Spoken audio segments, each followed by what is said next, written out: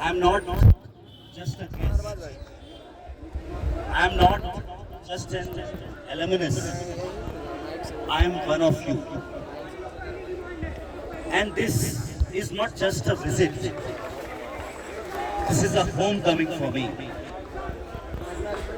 And I remember the days when I was active into politics and I contested in student union election way back in 2005 and 6. And it is because of the blessings of the students of this university, I got elected and I served for whole year.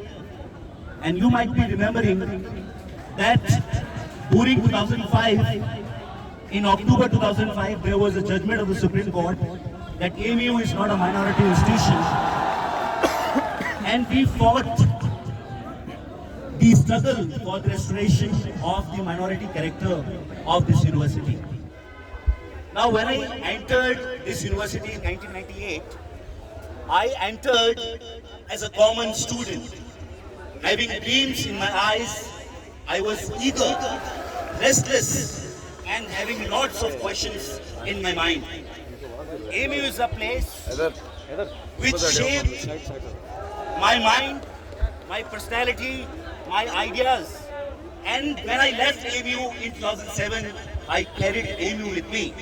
If it were not for AMU, I would not have the person which I am today, and I would not have done the work which I am doing today. The credit goes to the AMU because AMU shaped my thinking, AMU shaped my thoughts, AMU shaped my whole personality. Now coming to the question which is there in the campus, that what is the meaning of university? University का मतलब क्या है? What do you mean by university? I define university not as walls or hostel rooms or classrooms. Yes, it is university, but the meaning of university is much expanded for me. Universities are not only for teaching, they are also for dissent. They are also for critical thinking. They are also for questions. And questions are born in the universities. If the questions will not be born in university, then where else they will born? कहाँ पर सवाल पैदा होंगे? University का मतलब है critical thinking, सोचना, सवाल पूछना. और अगर ये सवाल मैं एमयू एडमिनिस्ट्रेशन से नहीं पूछूंगा, अपनी सरकारों से नहीं पूछूंगा, अपने टीचर से नहीं पूछूंगा, अपने दोस्तों से नहीं पूछूंगा, तो फिर किससे पूछूंगा? मैं यूनिवर्सिटी इंतजामिया को कहना चाहता हूं कि everybody who is present here, they are not your adversary, they are the stakeholders in the university. We are equal stakeholders. हम आपके दुश्मन नहीं हैं, हम इक्वल स्टेक होल्डर्स हैं यूनिवर्सिटी की फंक्शनिंग में. जब मैं प्रेसिडेंट था तब मैंने एक दौर देखा था, and we used to have our differences. We used to go to the administration used to have a dialogue with us. We used to have negotiations, conversations with them, and I have a firm belief that dialogue is the only way to resolve any problem. So please do not run away from dialogue. Have dialogue with us. And I would also say to the students कि आप भी अपनी मांगों में थोड़ी सी गुंजाइश रखिए, थोड़ी सी लचक रखिए, क्योंकि दोनों तरफ से अगर लचक नहीं होगी तो समाधान नहीं हो सकता. किसी भी समस्या का समाधान नहीं हो सकता. You should have a room for negotiation. You should have a room for conversation. You should not be very adamant. आप लोगों को भी हट धर्मी नहीं करनी है और ना ही प्रशासन को भी हट धर्मी करनी है. मैंने कहा कि यूनिवर्सिटीज जो हैं वो स्पेसेस हैं डिसेंट की, स्पेसेस हैं डिसएग्रीमेंट की, स्पेसेस हैं अपनी थॉट्स को डेवलप करने की, स्पेसेस हैं क्रिटिकल थिंकिंग की. और इसलिए मैं कहता हूं कि कोई भी यूनिवर्सिटी तब तक डेमोक्रेटिक नहीं हो सकती तब तक वहां पर डिसेंट नहीं है. अगर डिसेंट है तभी डेमोक्रेसी है. क्या डेमोक्रेसी सिर्फ वोट डालने का नाम है? क्या डेमोक्रेसी यही है कि हम 5 साल के अंदर वोट डालें? नहीं, डेमोक्रेसी का मतलब बहुत बड़ा है। डेमोक्रेसी का मतलब ये भी है कि हम जिस फॉर्म में अपने आप को एक्सप्रेस करना चाहें, हम उस फॉर्म में एक्सप्रेस कर सकें, और ये अधिकार आपको भारतीय संविधान भी देता है। Under article 19(1)(a, you have a right to speech and expression. So there are 2 words. One is speech. You already understand the meaning of the speech. But there is also a word expression. Now what do you mean by expression? Expression means drawing cartoons. Expression means drama. Expression means plays. Expression means arts. Expression means demonstrations. Expression means protest. Expression means sit-ins. Expression includes everything through which you can express yourself. हर एक वो चीज expression है, चाहे वो नाटक हो, drama हो, चाहे कार्टून बनाना हो, चाहे चित्र बनाना हो, पिक्चर बनाना हो, या जिस फॉर्म में आप अपने आप को एक्सप्रेस करना चाहें, उसकी भी आज़ादी भारत का संविधान आर्टिकल 19 में आपको देता है। क्योंकि 2 शब्दों का इस्तेमाल है, फ्रीडम ऑफ स्पीच, बोलने की आज़ादी, और फिर अभिव्यक्ति की आज़ादी, यानी कि एक्सप्रेशन की आज़ादी। और मैंने आपको बताया कि एक्सप्रेशन का मतलब छोटा नहीं है, एक्सप्रेशन का मतलब बहुत बड़ा है। अगर मैं किसी का कार्टून बनाऊं तो ये मुझे प्रोटेक्शन है अंडर आर्टिकल कि मुझे कोई कुछ नहीं कह सकता। अगर मैं लैंपून भी करूं किसी को, अगर मैं कार्टून के जरिए किसी का मजाक उड़ाकर अपना संदेश देना चाहूं, तो ये भी संदेश दे सकता हूं मैं, और इसका प्रोटेक्शन नीचे से लेकर ऊपर सुप्रीम कोर्ट मुझे देगा अंडर आर्टिकल 9। कोई इस अधिकार को हमसे छीन नहीं सकता। इसीलिए मैं कहता हूं कि जो लड़ाई आप लड़ रहे हैं, ये बहुत ही अच्छी लड़ाई है, मजबूत लड़ाई है, क्योंकि ये लड़ाई सिर्फ फी रोल बैक की नहीं है, ये लड़ाई जस्टिस की भी है, ये लड़ाई डेमोक्रेसी की भी है, ये लड़ाई इक्विटी की है, ये लड़ाई अफोर्डेबल एजुकेशन की है, ये लड़ाई क्वालिटी एजुकेशन की है। इसलिए सिर्फ इस लड़ाई को हमें महदूद नहीं रखना है। ये फी रोल बैक की लड़ाई है, ये फी रोल बैक की लड़ाई नहीं है। हाँ है, लेकिन उससे बढ़कर ये जस्टिस की लड़ाई है, क्योंकि जस्टिस जो शब्द है वो बहुत बड़ा शब्द है, और इसके अंदर बहुत सारी चीजें आ जाती हैं। मुझे यहाँ पर बताया कि 4-5 आपकी डिमांड्स हैं। पहली आपकी डिमांड है कि जो अब डिमांड आपकी हो गई है वो है कि मेन डिमांड आपकी है removal of the whole proctorial team. क्योंकि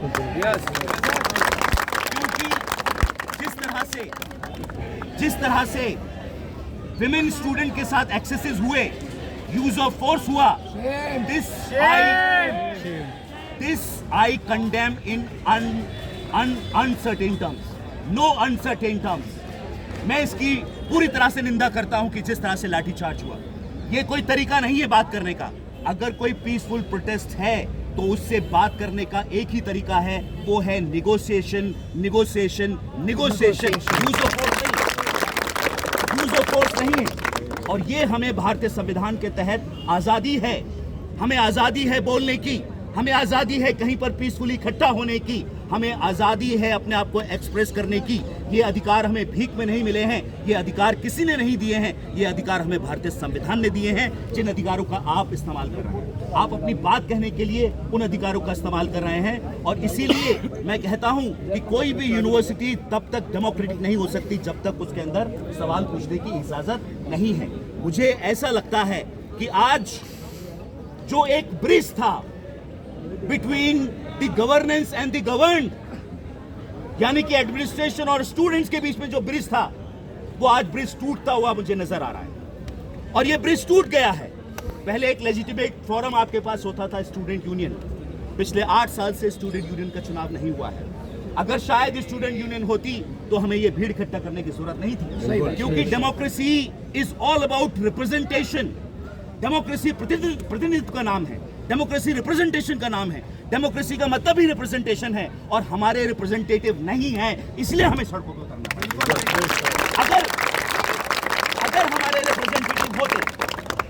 अगर हमारे रिप्रेजेंटेटिव होते तो शायद हमें इस बड़ी तादाद में सड़कों पर उतरने की जरूरत नहीं पड़ती। हमारे रिप्रेजेंटेटिव जाते और वो डायलॉग करते एडमिनिस्ट्रेशन के साथ, जो भी रेजोल्यूशन होता, जो भी सोल्यूशन होता, वो हमारे सामने आ जाता। लेकिन आप नहीं चाहते हैं कि कैंपस के अंदर डेमोक्रेसी थ्राइव करे। आप नहीं चाहते हैं कि डेमोक्रेसी कैंपस के अंदर हो। आप चाहते हैं कैंपसेस के अंदर आवाज को दबाया जाए, यानी कि silencing of the democratic voices आप चाहते हैं। आप चाहते हैं सप्रेशन, आप कोऑपरेशन नहीं चाहते हैं। आपका रूल है सप्रेशन, आपका रूल कोऑपरेशन नहीं है। और इसलिए मैं इस प्लेटफॉर्म से कहना चाहता हूं, वसीम साहब मेरे लॉ के अंदर टीचर रहे हैं, लेकिन वो रिश्ते मेरे अलग हैं। मैं जो प्रॉक्टर की कुर्सी आपके पास है, उस प्रॉक्टर की कुर्सी को चैलेंज करके कहता हूं कि अगर आपने पुलिस बुलाकर हमारे छात्रों पर लाठीचार्ज कराया है, पीसफुल प्रोटेस्ट पर लाठीचार्ज कराया है, तो आपको प्रॉक्टर होने का कोई अधिकार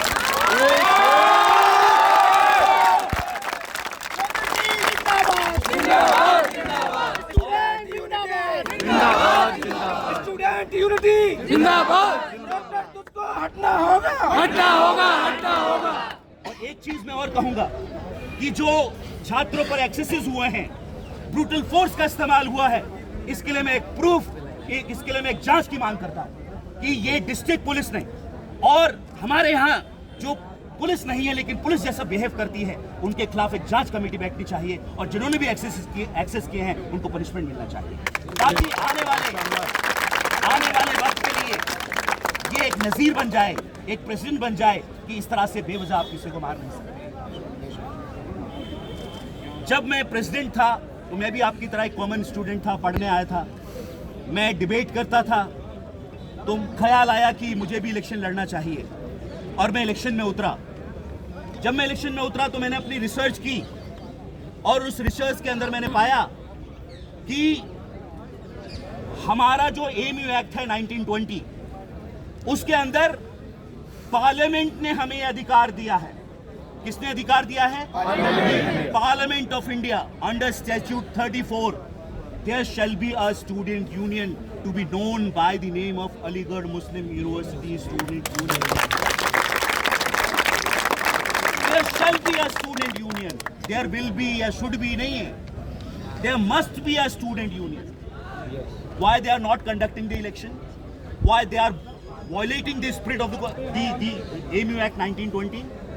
Why they are committing illegal act since last 8 years by not conducting the legitimate elections for the student union? I demand from this platform that the administration should announce in this session or the next session the conduct of the student union election.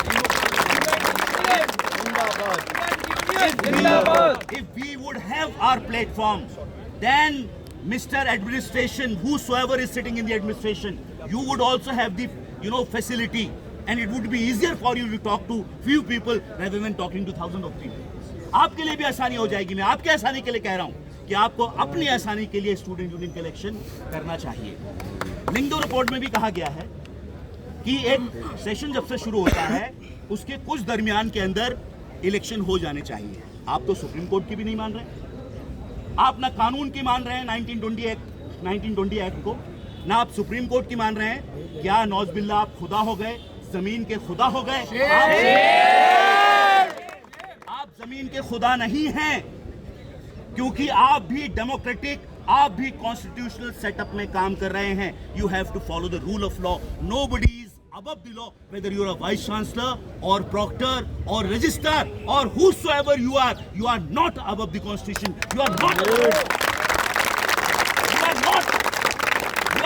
above the law. You have to follow the law. आप बनते हैं law के teacher, लेकिन हमको law पढ़ाते हैं और खुद लॉ नहीं मानते।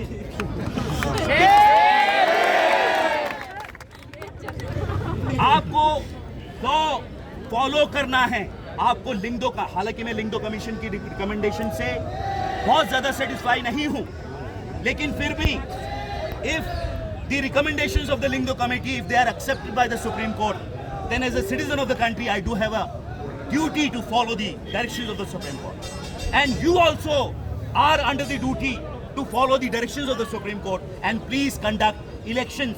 आई थिंक अभी अगस्त चल रहा है, तो अभी भी आप इलेक्शन अनाउंस कर सकते हैं, क्योंकि लिंगदो कमेटी में ये कहा गया है कि इतने गैप पर, अभी मुझे एग्जैक्ट 6 to 8 तो आप अगर बचा है पीरियड तो आप उसमें इलेक्शन कंडक्ट कर सकते हैं, क्योंकि ये जो एक प्लेटफॉर्म लेजिटिमेट मिलेगा स्टूडेंट्स को, उससे वो अपने जो भी ग्रीवांसेस हैं उसको बता सकते हैं, आप पर जा सकते हैं।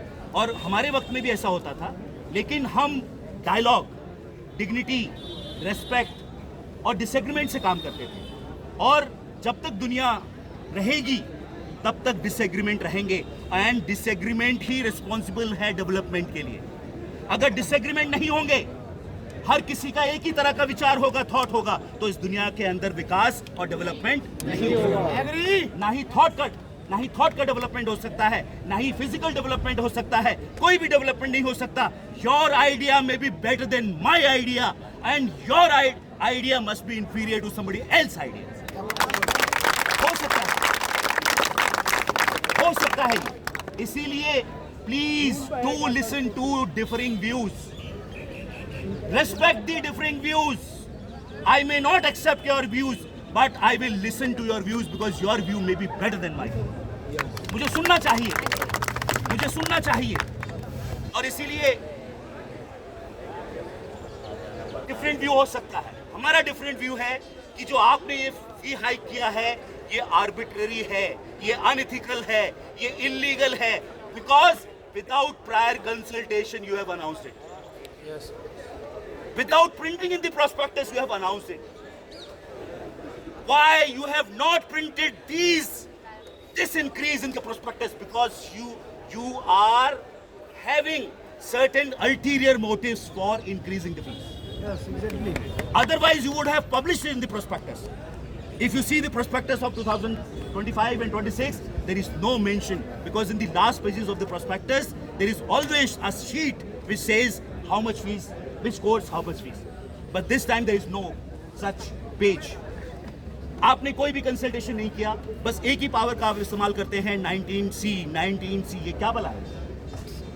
19C एक इमरजेंसी पावर है, और इमरजेंसी का मतलब है you have to use it rarely, only upon necessity.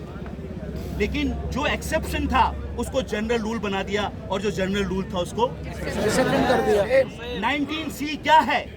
19C is exception कि बहुत ही नेसेसरी हो जाए, जब आप जिन लोगों को बुलाना चाहते हो ना आ पाए, ऐसी सिचुएशन इमर्ज हो जाए, तब आप 19C का इस्तेमाल कीजिए। हमें we have no objection, but if you generally use it and will take orders under 19C, we have a problem. We have a problem because 19C is not for such matters. 19C is only for emergency matters. और जो फी का मसला है या दूसरे मसले हैं, उनको आपको करना चाहिए। जब मैं यहाँ पर आया, मैंने यहाँ पर एक चार्ट देखा, और वहाँ पर भी एक चार्ट टंगा हुआ है। ये चार्ट आपको बताएगा कि BA की फीस 75,000 है, जो कोई प्राइवेट यूनिवर्सिटी भी नहीं लेती है। क्या AMU एक प्राइवेट यूनिवर्सिटी बन चुकी है? क्या ये पब्लिक यूनिवर्सिटी नहीं है? अनाउंस कर दीजिए पब्लिक यूनिवर्सिटी नहीं है, ये प्राइवेट यूनिवर्सिटी है, तो हम लोग उसी तरह से सोच कर आएंगे। मैं भी एक गरीब परिवार से आता हूँ, हम ज़्यादातर लोग मिडिल क्लास फैमिली से आते हैं, हमारे पास इतना हाई अमाउंट नहीं है कि हम खर्च कर सकें। और जब आपने हमें प्रोस्पेक्टस में, जब हमने एडमिशन लिया था, तो आपने हमें बताया कि 15,000 लगे, लेकिन बाद में हमें पता लगता है, during the mid of the course हमें पता लगता है कि हमारी फीस 3,000, 5,000, 6,000 बढ़ा दी गई है। तो हमारे साथ धोखाधड़ी है। आप हमारे साथ धोखाधड़ी कर रहे हैं। पहले से हमें इन्फॉर्म कीजिए, प्रायर कंसल्टेशन कीजिए। क्या यूनिवर्सिटी में इस तरह का कंसल्टेशन हुआ? फिर एक चीज होती है rationalisation. Personally I am not against fee hike, but please rationalise it. Rationalise तो करिए इसको, हमें बताइए तो क्यों आपको चाहिए, क्यों आप इतनी फीस बढ़ा रहे हैं, क्यों आप 61% तक फीस बढ़ा रहे हैं, 30% से लेकर 61% अलग अलग कोर्सेज की बढ़ा रहे हैं। आप जो है सेल्फ फाइनेंस कोर्स की इतनी फीस बढ़ा दे रहे हैं कि वो सेल्फ फाइनेंसिंग ही ना रहे। ऐसा लगता है कि आप डिग्री बेचना चाहते हैं। अगर डिग्री बेचने का धंधा खोला हुआ है आपने, तो ऐसा बता दीजिए। क्या ये उसी तरह से यूनिवर्सिटीज हैं, मैं नाम नहीं लूंगा, जो कि they are selling the degrees? क्या AMU भी इस तरह की बनने जा रही है? AMU की जो वैल्यूज हैं, वो वैल्यूज कभी भी अलाउ नहीं करती हैं कि हम उन सेक्शंस को AMU में आने से रोकें, उनकी एक्सेस आने से रोकें जो इकोनॉमिकली बेटर ऑफ नहीं है। AMU has always been known for providing education to those sections of the society which come from marginalized sections, which come from underprivileged section. I can quote many examples where students, they come from poor areas and they get education in AMU and they do better in life. And not only for themselves, but for the whole community. They do great works. And I appreciate those people. Now, if you implement fee hike, then people from these areas will stop coming to AMU. And AMU will cater to the rich people only. Do you want this? No. Do you want this? No. तो अगर आप नहीं चाहते हैं तो मैं चाहता हूं कि इस बार आप पूरी की पूरी रोल बैक करिए और फिर स्टूडेंट्स और डिफरेंट स्टेक होल्डर्स के साथ कंसल्टेशन करके अगर थोड़ी बहुत आपको फीस बढ़ानी है, अगर आपको लगता है तो आप उसको रैशनलाइज कीजिए, आप उसको रैशनलाइज कीजिए। लेकिन एकदम से ये फीस बढ़ाना, बगैर बात के बढ़ाना, हम समझते हैं कि ये जास्ती होगी। मैं बहुत दूर नहीं रहता हूं आपसे, मैं यहाँ से केवल 125 किलोमीटर दूर हूँ और मैं माफ़ी चाहता हूँ कि मैं लेट हो गया, आप लोगों के बीच नहीं आ पाया। सोशल मीडिया के जरिए मुझे पता लगा कि यू आर प्रोटेस्टिंग। मेरे क्षेत्र में भी बाढ़ आई हुई है, मेरा क्षेत्र गंगा के करीब है, इसलिए बाढ़ आई हुई है, मुझे वहाँ भी जाना पड़ता है।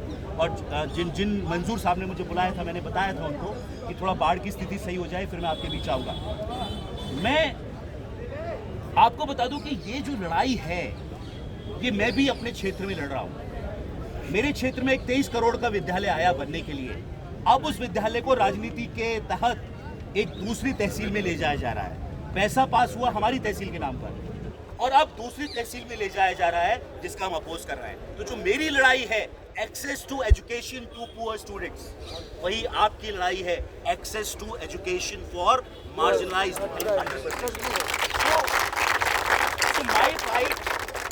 My fight is not different from your fight, and your fight is not different from my fight, and that is why I'm here, and that is why I said to you, I'm not a guest today, I'm not a visitor today, I'm one of you, क्योंकि जो लड़ाई मैं लड़ रहा हूँ वही लड़ाई आप लड़ रहे हैं। और फिर ये यूनिवर्सिटी मेरी है, ये यूनिवर्सिटी मेरी भी है। जब तक मैं जिंदा रहूंगा तब तक इस यूनिवर्सिटी का एहसान मेरे ऊपर रहेगा। आपको बताऊं, जब मैं यूनिवर्सिटी में आया था तो मैं फिश नहीं कह पाता था। आज भी मुझे फिश कहने में बहुत प्रॉब्लम होती है। जब मैं प्रेसिडेंट का इलेक्शन लड़ा तो मेरा तलफ़ुज़ ठीक नहीं था, तो मुझे कुछ सेंटेंसेस बोलने में प्रॉब्लम होती थी और मैं फंसता था, नहीं बोल पाता था, क्योंकि मेरी ट्रेनिंग, मेरे घर में इस तरह की लिटरेसी नहीं थी कि मेरी मम्मी मुझे टोकती कि इसका प्रोनाउंसिएशन ये होता है, उसका ये होता है। उसका रिजल्ट ये हुआ कि मेरा प्रोनाउंसिएशन सही नहीं था। मैं फिश बड़ी मुश्किल से बोल पाता हूँ, मैं फिश बोलता था, फिश, और मजाक उड़ता था। मेरे जैसे कितने ही लोग हैं जो इस तरह की सराउंडिंग से आते हैं, एनवायरनमेंट से आते हैं, जो एमयू में आकर फिश को फिश कहना सीख जाते हैं और अपनी ज़िंदगी बनाते हैं जाकर, and they carry AMU with them for the whole life. AMU का एहसान है, ये एहसान हम नहीं उतार सकते। इसलिए मैं जब देखता हूँ कि इस यूनिवर्सिटी में रेस्टोरेशन ऑफ स्टूडेंट यूनियन के लिए लड़ाई हो रही है और फिर बाद में सुनता हूँ कि 4 स्टूडेंट सस्पेंड कर दिए। अभी मुझे पता लगा 8 या 9 स्टूडेंट सस्पेंड हुए। मैं चाहता हूँ कि उनका सस्पेंशन रिवोक होना चाहिए without any DC, without any DC, क्योंकि हमें आपकी डीसी पे कोई भरोसा नहीं है। जब सजा देने वाला ही वहाँ बैठेगा तो न्याय की उम्मीद किससे है ना। ये एक रूल है लॉ में, ये रूल है लॉ में। 2 रूल है नेचुरल जस्टिस के, मैं आपको बता दूं। एक है ऑडियो ऑल्टरम पार्टम, यानी कि without hearing the other party you can not condemn. आप दूसरी पार्टी को सुने हुए कंडेम नहीं कर सकते, उसकी बुराई नहीं कर सकते, उसकी सजा नहीं दे सकते। और दूसरा रूल है you can not be the जज इन योर ओन कॉज। आप अपने ही कॉज में जज नहीं हो सकते। You are proctor, you have suspended them and then you conduct DC, so you are the जज। We cannot expect justice from you, and therefore I demand from this platform that whatever number of students they are suspended or detained, their suspension must be revoked without conducting any case. Revoked होना चाहिए। और एक बात और, जब हम थे तब भी 75% अटेंडेंस का रूल था, लेकिन जो भी वाइस चांसलर आते थे वो थोड़ा कंसिडरेट होते थे, कंसिडरेशन करते थे, और कभी वो 65% ले आते थे, लेकिन फिर वो रूल सबके लिए होता था। 65 का मतलब है 65। ये नहीं होता था कि कोई आया तो 30 पे कर दिया, कोई आया तो 35 पे कर दिया, कोई रिश्तेदार आ गया तो ऐसे ही कर दिया। आप आर्बिट्ररी कोई भी एक्शन नहीं ले सकते because you are functioning under democratic and constitutional setup. You are bound by the rule of law. Rule of law का मतलब होता है कानून सबके लिए बराबर। तो आप चाहे वीसी हो, प्रोक्टर हो, कोई भी हो, लेकिन आप नियम कायदे से बंधे हुए हैं। इसलिए आप जब फैसला लें तो वो फैसला सबके लिए होना चाहिए। इस बार जो आपने फैसला लिया है कि जिन स्टूडेंट की अटेंडेंस शॉर्ट है उनको आपने क्या किया, आपने एग्जाम कराए लेकिन उनका रिजल्ट आपने रोक दिया। ये किस तरीके का तरीका है कि आपने मुझे बस में बिठा लिया दिल्ली चलो, और जब मैं दिल्ली चला गया तो मुझे पकड़ के खींच रहे। मेरा टाइम वेस्ट किया, टिकट का पैसा वेस्ट हुआ, सब कुछ वेस्ट हो गया, और आप मुझे गंजडुंडवारा में ही रोक देते, कहते हैं कि आपको नहीं जाने देंगे। तो मैं कुछ सोचता नहीं, किसी और चीज से जा सकता, आपकी बस में नहीं बैठता। लेकिन मैंने प्रिपरेशन किया, I burn the midnight oil. अगले दिन एग्जाम दिया आपके पूरे सुपरविजन में, और आप कहते हो रिजल्ट डिक्लेयर नहीं करेंगे। ये कौन सा तरीका है? इस बार जितने भी लोगों की अटेंडेंस शॉर्ट थी और आपने एग्जाम कराए हैं, मैं यहां से डिमांड करता हूं कि उनके रिजल्ट डिक्लेयर किए जाए।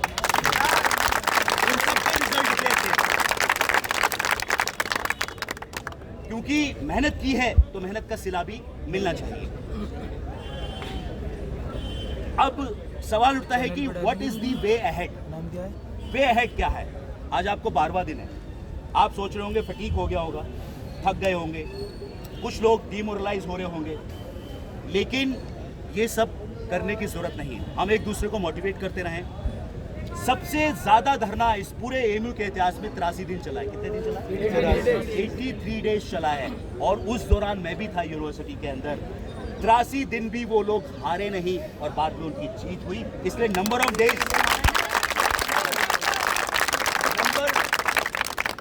ऑफ डेज काउंट करना छोड़ दीजिए।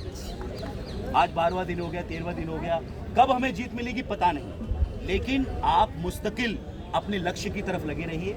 You please motivate yourself and stop counting the days. आप अपने लक्ष्य की तरफ चलते रहिए, आपको जीत जरूर मिलेगी, ऐसा मेरा पूरा। आप लोगों से भी कुछ अपील करना चाहता हूँ। एडमिनिस्ट्रेशन तक तो ये बातें पहुंच जाएंगी, मेरी सारी पहुंच जाएंगी, क्योंकि यहाँ पर भी कुछ एक आध होंगे जो पहुंचा देंगे।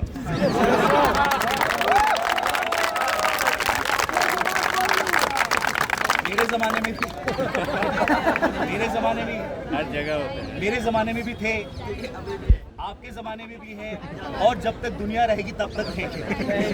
तो ऐसे लोग पहुंचा देंगे, और ऐसे लोगों से आपको सतर्क रहने की जरूरत है। ये आपके बीच आएंगे, आपके हमदर्द बनेंगे, और आपके साथ टीम बना के वाइस चांसलर के पास जाएंगे, और तपाक से जो वाइस चांसलर कहेगा उस पर मान जाएंगे, आपका धरना खत्म करा।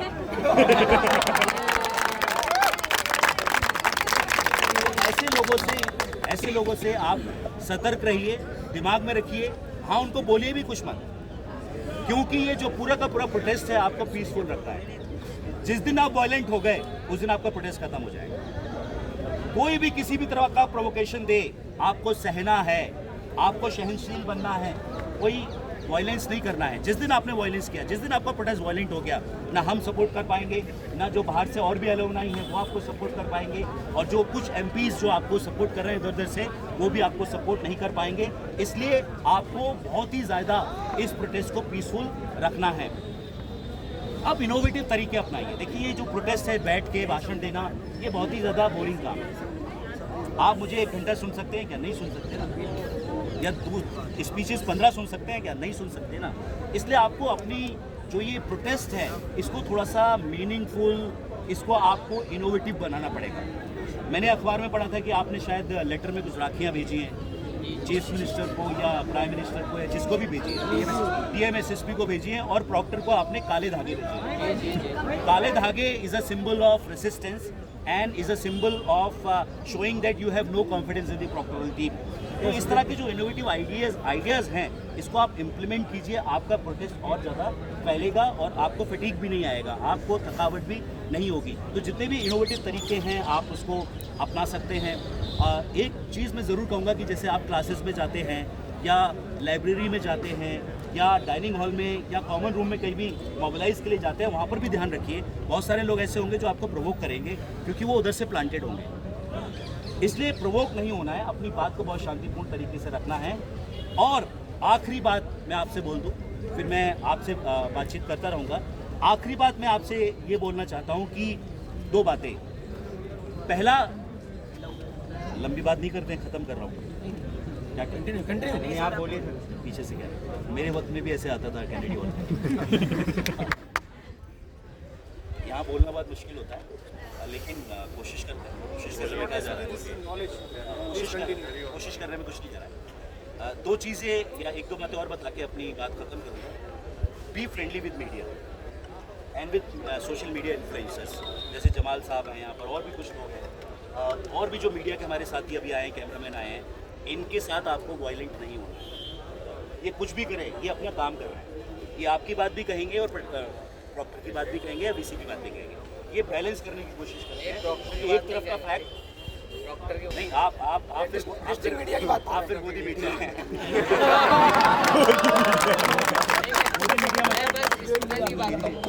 मोदी मीडिया मतलब स्टूडेंट की मीडिया, यानी कि खास, यानी कि एक तरफ की तारीफ करें, एक तरफ की बात करोगे तो वहीं कह एक तरफ की तारीफ करें। मैं कह रहा हूँ कि जो ये लोग आएंगे दोनों तरफ की तारीफ करेंगे, क्योंकि इनका काम है फैक्ट्स को फैक्ट्स की तरह रखना। इनका काम है दोनों तरफ की पिक्चर को दिखाना कि एडमिनिस्ट्रेशन क्या कह रहा है और आप क्या कह रहे हैं, ठीक है। तो आपको उनके साथ किसी भी सूरत में वायलेंट नहीं होना है। एक बात और, बस आखिरी बात कह के मैं अपनी बात खत्म करूँगा कि आप जो हमारे और भी जो स्टूडेंट लीडर्स हैं, अलुमनस हैं, अलुमनाई हैं, उनसे भी कांटेक्ट कीजिए, क्योंकि अगर ये लंबा चलेगा तो वो लोग आते रहेंगे तो आपको सपोर्ट देना कहीं मिलता रहेगा, है ना। जैसे मैं आ गया आज, कल कोई और आ गया, कल कोई और आ गया, तो इस तरह से आप करते रहिए। आखिरी बात, आप प्लीज़ अपनी मांगों में भी लचीला रहिए। मैं ये बहुत बड़ी बात कह रहा हूँ, अड़ना नहीं है। अगर 5 मांगे हैं, अगर 4 भी मान ली जाती है तो बहुत अच्छा है। अगर एक मांग में थोड़ा बहुत शिफ्टिंग भी इधर उधर करनी पड़े तो बहुत अच्छा है। यानी कि आपको भी अपनी मांगों में लचीला होना पड़ेगा। और ये बिकना नहीं है, अलीगढ़ की भाषा में होता है बिक गए। मैं बेचने नहीं आया, और मेरे जैसा एंटी एडमिनिस्ट्रेशन शायद ही कोई प्रेसिडेंट आपको मिलेगा।